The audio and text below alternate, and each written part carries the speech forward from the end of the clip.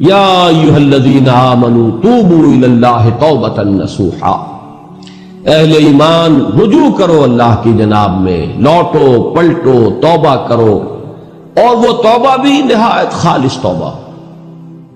یہ توبہ حضرت علی رضی اللہ تعالیٰ عنہ نے ایک مرتبہ دیکھا ایک شخص کو، وہ گردان کر رہا ہے توبہ کی تیزی تیزی سے، فرمایا یہ تو توبۃ المکذبین ہے، جھٹلانے والوں کی توبہ ہے یہ۔ وہ گھبرایا، تو پھر آپ نے فرمایا توبہ وہ ہوتی ہے جس کے ساتھ وہ ساری کیفیات ہو، شدید ترین پشیمانی ہو کہ میں کیا کر بیٹھا ہوں، پھر یہ کہ آئندہ کے لیے عزم مصمم ہو کہ ہرگز دوبارہ یہ کام میں نہیں کروں گا، اور نہایت گڑ گڑا کر اللہ سے اس کی دعا جو ہے اس کی معافی طلب کی جائے۔ یہ قلب کی گہرائیوں سے جب تک یہ توبہ نہیں نکلے گی یہ توبہ نہیں ہے۔ تو توبۃ النصوح، یہ نصح کا لفظ جو آتا ہے عربی زبان میں، یہ ہے کسی شے کے خالص ہونے، کوئی اس میں ملاوٹ نہ ہو۔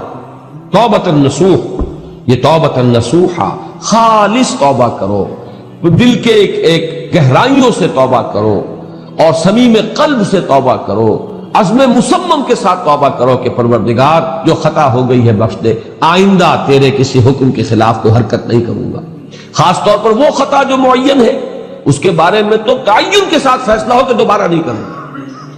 اس میں ہو سکتا ہے، جیسا کہ میں نے شاید آج دن میں کسی گفتگو میں عرض کیا تھا، بعض طبائع ہوتی ہے مریض، ان کی قوت ارادی جو ہے کمزور ہوتی ہے، اس وقت وہ خلوص دل سے بھی اگر طے کر رہے کہ یہ کام دوبارہ نہیں کروں گا، تو وہ کمزور قوت ارادی کی وجہ سے اس پر قائم نہیں رہ سکتے، کل یا پرسوں یا کچھ عرصے کے بعد پھر پھسل جاتے ہیں۔ اس سے وہ توبہ باطل نہیں ہوگی، اس بات کو سمجھیے، یہ نہ سمجھیے کہ میں انکریج کر رہا ہوں، لیکن مسئلے کو سمجھ لیجیے۔ جس وقت انسان توبہ کر رہا اس وقت عزم مصمم کا ہونا ضروری ہے۔ اب یہ اللہ جانتا ہے ہمارے دل کے اندر کے حالات کو، ہماری کیفیات کو، اگر اس وقت عزم مصمم ہے تو توبہ صحیح ہو جائے گی، پھر اگر خطا ہو گئی پھر توبہ کرو، پھر خطا ہو گئی اور پھر توبہ کرو۔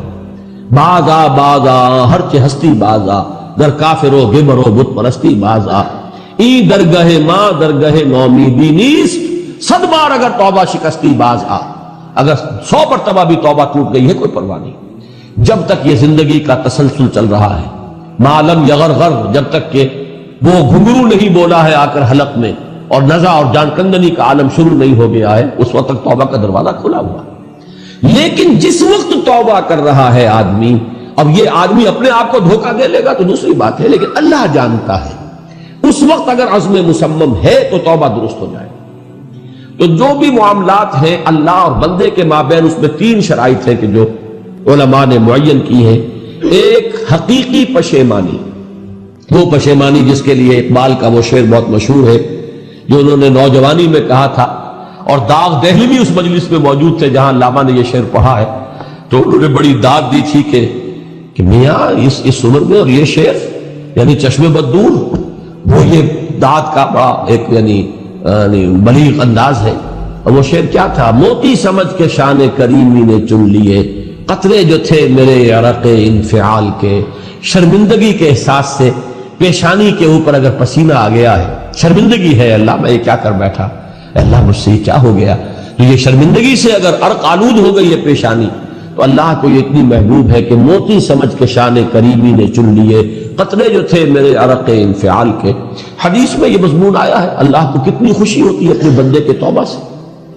بائبل کی ایک سٹوری جو ہے دی پروڈیگل سن، جو آپ کو یاد ہوگی کہ ایک شخص کے کئی بیٹے تھے، اکثر جو تھے سارے بڑے فرما بردار، بڑے عمدار، سعادت مند، کام کرنے والے، ایک تھا نٹکھٹ قسم کا شریر، وہ اپنی دولت بھی بٹوا کے لے گیا، اور پھر وہ بہت سال کے بعد آیا ہے تو سخت یعنی فقیری کے اور قلاشی کے عالم میں باپ نے واقعی سب سے توجہ ہٹا کر اپنی ساری محبت کا برکت پھر اس بچے کو بنا لیا، اپنے بیٹے کو۔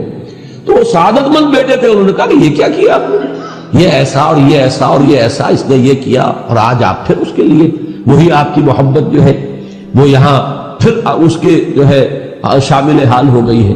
تو انہوں نے کہا کہ تم دیکھتے نہیں کہ اگر کوئی چرواہا ہو اور اس کی اگر 100 بھیڑیں اور بکریاں ہیں، تو اگر کوئی بھیڑیا کسی ایک بکری کو اٹھا کر لے جائے تو 99 کو چھوڑ کر اس کے پیچھے بھاگتا ہے اس کو بچانے کے لیے۔ جو میرے ہیں وہ تو ہے ہی ہے، جو مجھ سے دور چلا گیا تھا وہ اگر لوٹ کر آیا ہے تو در حقیقت یہ ہے میری توجہ کا اور میری محبت کا سب سے زیادہ مستحق۔ یہی معاملہ اللہ کا. یہ در حقیقت ایک پیرابل ہے, ایک کہانی ہے جس میں اللہ کی وہ شفقت جو ہے اپنے گناہگار بندوں کے جو شامل حال ہوتی ہے جب وہ توبہ کرتے ہیں, جس کے لیے حدیث میں آخری بات بیان کر دی گئی کہ تصور دیا گیا ہے کہ ایک لق و دق سے راہ میں ایک شخص سفر کر رہا تھا, ایک ہی اونٹنی سواری کی, اسی پر اس کا راشن بھی تھا, پانی بھی تھا.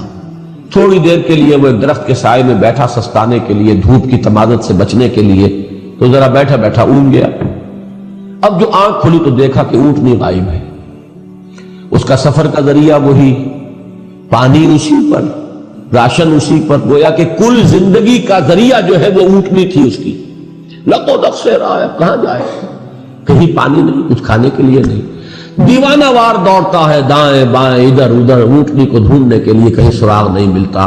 تو وہ اب موت کے انتظار میں درخت کے نیچے آ کے بیٹھتا تھا, مایوسی کی انتہا, موت کا انتظار, کہ اچانک دیکھتا ہے کہ اونٹنی تو کھڑی ہوئی ہے. تو اب اس پر شادی مرگ کی کیفیت طاری ہوتی ہے. وہ کہنا تو یہ چاہتا تھا اللہ میں تیرا بندہ ہوں تو میرا رب ہے, کہہ یہ جاتا ہے کہ اللہ تو میرا بندہ میں تیرا رب. زبان لڑکھڑا گئی ہے اس خوشی کی شدت کی وجہ سے. تو حضور فرماتے ہیں کہ اللہ کو اپنے کسی گناہگار بندے کی توبہ سے اس سے بھی کہیں زیادہ خوشی ہوتی ہے. تو اس کو ذہن میں رکھیے, توبہ کا بڑا اونچا مقام ہے. ہمارے ہاں شرائط بھی سخت ہیں, 3 شرطیں وہ, ایک عزم مصمم, ایک پشیمانی, حقیقی پشیمانی. نمبر 2 عزم مصمم کہ اب دوبارہ نہیں کروں گا. نمبر 3 ایک مرتبہ ضرور اس کام کو چھوڑ دینا. یہ گویا کہ اس کے عزم مصمم کا فوری ثبوت ملنا چاہیے. کچھ دنوں کے بعد پھر کہیں جذبات کا رحلہ آئے, کوئی اور خطا ہو جائے, بات دوسری ہو.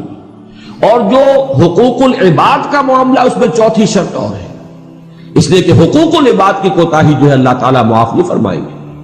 وہ تو وہی بندہ ہے جس کی آپ نے حق تلفی کی ہے, کسی کی غیبت کی ہے, کسی کی چغلی کھائی ہے, کسی پر تہمت لگائی ہے, کسی کا مال ہڑپ کیا ہے, کسی کو دھوکہ دیا ہے, کسی کی عزت پر حملہ کیا ہے, تو وہ تو وہی معاف کرے گا. یا یہ کہ آپ کی جو نیک اعمال ہیں وہ اس کو دے دیے جائیں گے قیامت کے دن, اور اگر آپ کے اعمال ختم ہو جائیں گے تو اس کے گناہ جو ہے وہ آپ کے کھاتے میں ڈال دیے جائیں گے.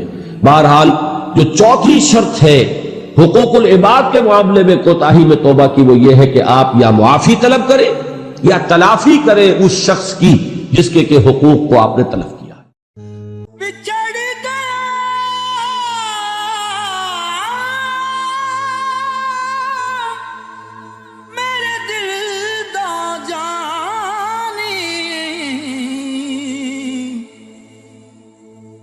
میں ککھوں وانگر رل گئی, پھلاں نال نازک جندڑی,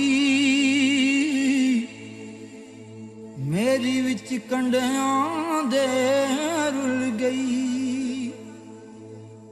کم سجنا دے مار مکا,